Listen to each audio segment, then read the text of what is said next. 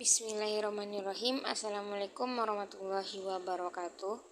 Perkenalkan, nama saya Nur Imamah dengan NIM 22076015, Pendidikan Teknik Informatika dan Komputer. Baiklah, di sini saya akan menjelaskan tentang permasalahan pendidikan yang ada di Indonesia.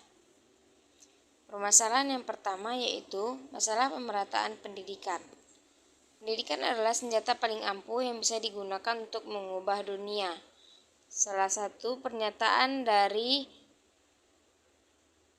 Nelson Mandela, peraih Nobel Perdamaian dari Afrika Selatan, yaitu pendidikan adalah hal pokok yang akan menopang kemajuan bangsa. Tanpa pendidikan, suatu negara akan jauh tertinggal dari negara lainnya. Pendidikan di Indonesia sangat memprihatinkan. Hal ini dibuktikan diantaranya oleh data PBB pada tahun 2019 tentang Indeks Pembangunan Manusia, yaitu di mana Indonesia menduduki peringkat kualitas hidup ke-111 dari 189 negara. Peringkat Indeks Pembangunan Manusia tahunan dihitung menggunakan 3 kategori. Kategori yang pertama yaitu kategori kesehatan, yang kedua pendidikan, dan yang ketiga pendapatan. Faktor yang mempengaruhi permasalahan tersebut yaitu faktor sumber daya manusia, di mana dalam pemerataan pendidikan, kekurangan sumber daya manusia seperti tenaga pendidik akan memicu permasalahan pada pendidikan. Yang kedua, akses untuk para siswa yang ingin melanjutkan pendidikan sangat minim, sangat berisiko, berbeda dengan pendidikan di perdesaan dan di perkotaan.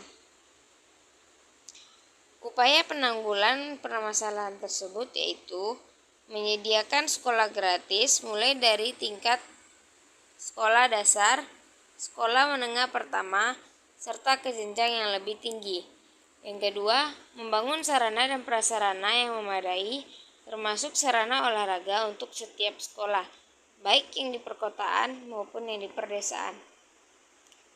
Permasalahan yang kedua yaitu kuantitas pendidikan, di mana Ketua Umum Federasi Guru Independen Indonesia menyatakan bahwa kuantitas pendidikan di Indonesia telah mengalami kemajuan, meskipun dari segi kualitas belum seperti yang diharapkan, karena ketersediaan perangkat lunak, perangkat keras, fasilitas pendukung, dan kelengkapan sarana maupun prasarana pendidikan tidak akan serta-merta menjamin dan menjawab semua permasalahan pendidikan yang terjadi. Kita sangat bergantung pada interaksi guru dengan muridnya yang harmonis, yang hangat, interaktif, produktif, dan menciptakan anak didik yang berkarakter melalui teladan dan contoh dari para guru itu sendiri.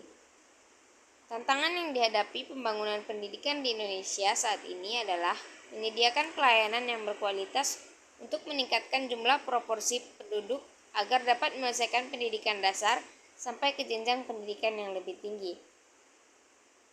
Oleh sebab itu, banyaknya siswa yang mendaftar di sekolah unggul mengakibatkan persaingan antara siswa yang kurang mampu dalam segi ekonomi dengan siswa kelas atas.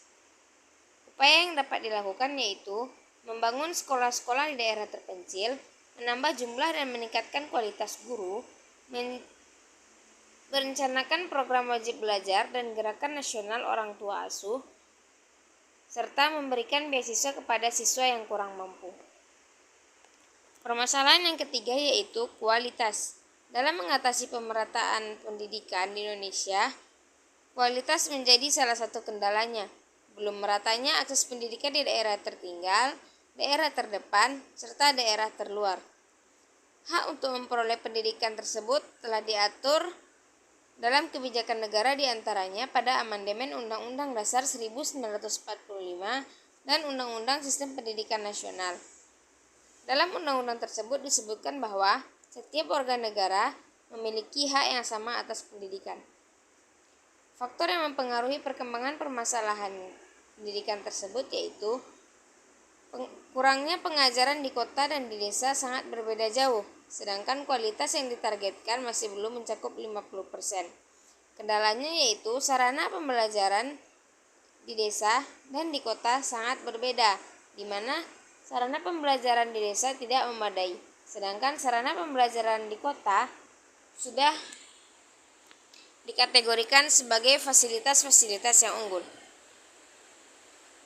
Upaya penanggulangan yang dapat dilakukan sementara waktu yaitu memberikan bantuan dana BOS secara langsung kepada sekolah-sekolah yang ada di perkotaan maupun di perdesaan. Yang kedua, dana BOS bervariasi sesuai karakteristik dan kebutuhan daerah tersebut serta sampai ke daerah-daerah terpencil. Yang ketiga, digitalisasi sekolah. Permasalahan keempat yaitu efisiensi. Efisiensi yang terjadi di Indonesia adalah salah satunya yaitu efisiensi yang terjadi di kota Yogyakarta.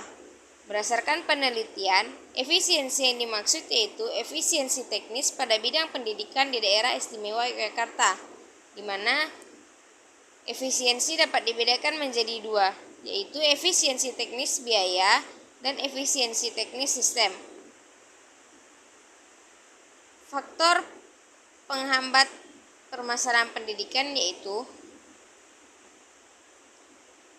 penggunaan sumber daya yang kurang tepat, di mana sumber daya yang dimaksud di sini antara lain adalah tenaga kependidikan dan sarana prasarana yang tersedia.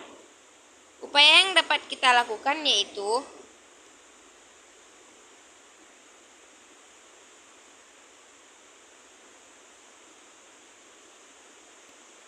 pendekatan sistem berorientasi pada peserta didik serta pemanfaatan media belajar yang sudah mulai mengikuti perkembangan zaman.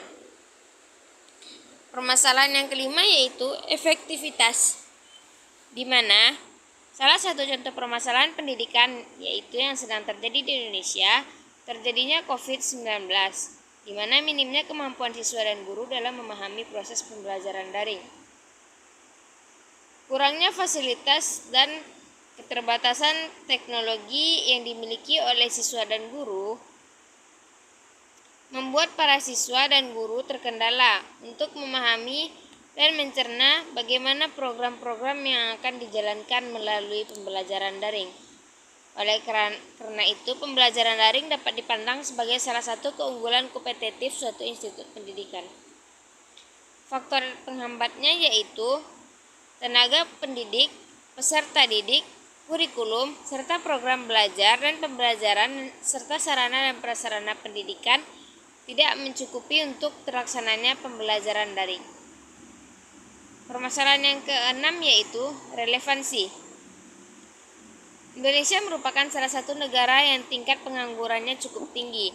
Masalah ini disebabkan karena banyaknya lulusan dari suatu pendidikan yang tidak siap untuk bekerja, serta para lulusan tersebut tidak memiliki keterampilan serta sikap yang menunjukkan bahwa ia mampu untuk langsung terjun ke lapangan pekerjaan. Upaya pencegahan permasalahan tersebut yaitu dengan perluasan dan pemerataan kesempatan untuk memperoleh pendidikan. Yang kedua, peningkatan kemampuan akademik, profesionalisme, dan jaminan kesejahteraan tenaga pendidik. Yang ketiga, lakukan pembaruan sistem pendidikan. Yang keempat, memberdayakan lembaga pendidikan. Yang kelima, mengembangkan kualitas sumber daya manusia.